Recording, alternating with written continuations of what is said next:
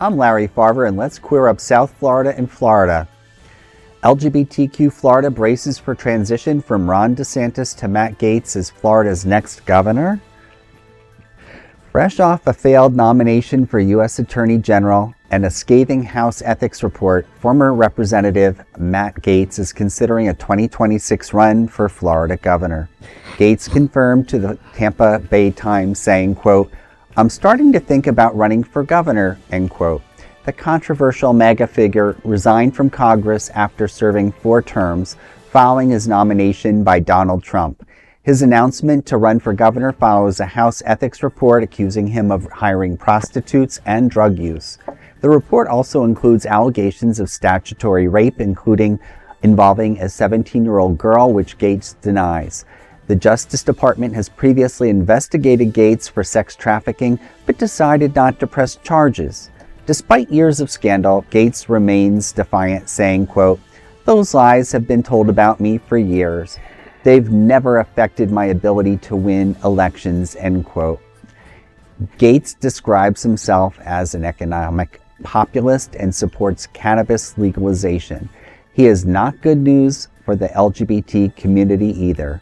Gaetz recently picked up a hosting gig on One America News Network, which he made a controversial remarks on Democrats, drawing ire from across the country. Last year, President Joe Biden called for Congress to enact gun safety laws in the wake of shootings, on which Gaetz shared a post on Twitter, quote, "What about trans control instead," end quote. This earned a backlash from out Representative Mark Pocan, who blasted Gaetz for prompting the idea that trans people are responsible for the school shootings epidemic. Florida has witnessed many acts of gun violence. It remembers the 2018 Parkland massacre, which claimed 17 lives. With Gaetz' potential candidacy, Florida's political future may face a new storm of controversy.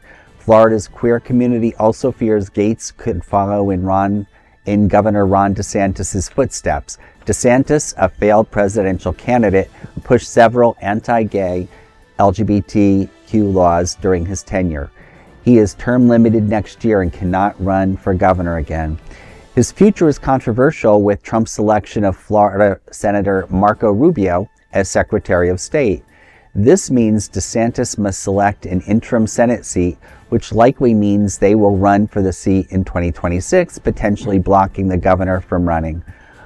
On our crazy Florida bingo card, we had no idea the LGBTQ community could face Ron DeSantis, and that moves to Matt Gaetz. As 2026 nears, the LGBTQ Floridians brace for what's next in his contentious political climate. Well, what can one say? I mean, he's a disgusting human.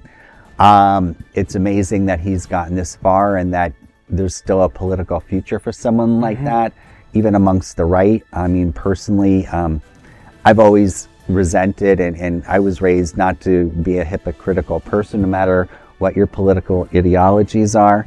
And the fact that there are people who want to see this man in spite of what repeatedly comes up. I mean, at some point you'd think people would say, if you hear it enough times, it's a fact. Where there's smoke, there's fire. Exactly. What are your thoughts? Well, we remember Parkland, but we also remember Pulse. Yes. I mean, talk about that's a really important thing. But let's also not forget that drug use and hiring sex workers didn't prevent Andrew Gillum from running for governor. That said, Gillum still would have been a better governor than Ron DeSantis, that's for sure.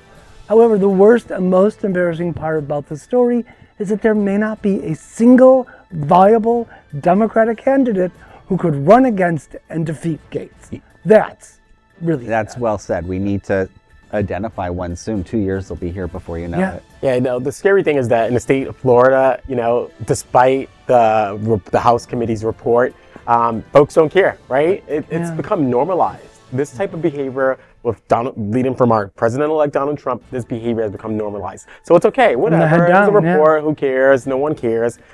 But, you know, for me, as a person of color, this brings up a much larger issue of, had it been somebody who looked like me, would it be swept underneath the rug? Would I have the same privileges as a person like him? And this goes back to sort of the old boys club, this privileged white, if you're a white, cis, hetero man, it's okay. But let it be a gay person, let it be a person of color.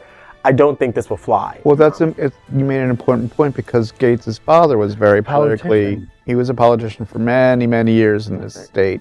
And so he has a large network and a large donor base, and Matt is in the district he's in because it's a very red district, and it's planned that way. But I'm trying to be optimistic here instead of always screaming enough, enough, enough, and let's be real. His OAN debut was a disaster because he's saying ridiculous stuff and he looks stupid on top of it physically and with all the makeup and all the crap. But let's see what happens in 2 years. I mean, we had the rumors about Laura Trump running her, and that crashed and burned. So in 12 months, I'm going to be more serious about this, but let's see what the next 12 months go on, how much of an ass Matt makes out of himself, and who does he piss off? Because he's got a big mouth, he's feeling pretty cocky, so he thinks he can say whatever he wants and not make enemies. Well, let's see how far that goes. Well, and again, we need to do whatever we can do to get together as a community. You know, his past attacks on our trans brothers and sisters. I agree. It's just, you know, a foreshadowing of what's yet to come. And we really need to organize, like you said, buddy. Absolutely. I just makes me wonder what's behind the curtain. Yes. Is this a, hey, look over here, while over here they're planning something else? All distraction. You know, and that's why I'm saying, let's see what the next 12 months go. Doesn't mean we don't prepare, doesn't mean we don't organize and talk and compare notes. But, you know, 12 months, a lot of things can go wrong in 12 months. Yeah, you're more optimistic than I am. And I like the optimism. I'm trying. And I want to be hopeful, but I'm reminded of what just happened. And what we're faced with. I'm clear. And to your point earlier, this is a reminder of who we are as a people. So let's see. I like your optimism. That is a big LGBTQ story for today. There's no other queer nonprofit media platform like this in the entire world. Support our LGBTQ stories by subscribing and sharing Queer News Tonight.